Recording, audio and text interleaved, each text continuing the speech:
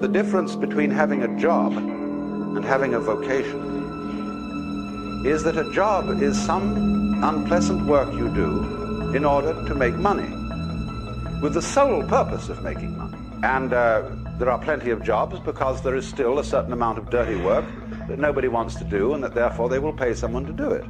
There is essentially less and less of that kind of work because of mechanization. But if you do a job with the sole purpose of making money, you are absurd. Because if money becomes the goal, and it does when you work that way, you begin increasingly to confuse it with happiness or with pleasure. Yes, one can take a whole handful of crisp dollar bills and practically water your mouth over them. But this is as kind of a person who is confused, like a Pavlov dog who salivates on the wrong bell.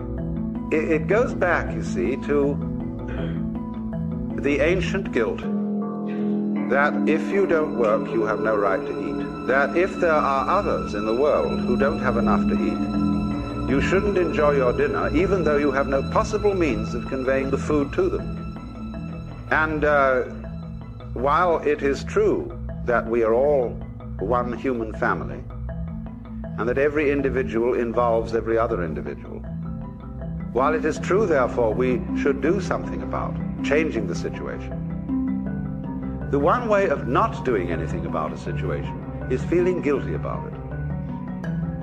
Because when people feel guilty about a situation, you most usually, instead of doing something practical to change it, they resort to all sorts of symbolic methods of expiation. They go to confession. They see an analyst. They do all kinds of things which will be ways of actually not doing anything about the problem, but feeling all right about it instead. And guilt invariably produces that sort of reaction. It is a destructive emotion. And instead, we need to have a different attitude to our mistakes and to our misdeeds. Walt Whitman always admired animals because they do not lie awake at night and weep for their sins. Animals are practical in the real sense, as are children who haven't been taught this extraordinary hang-up of guilt.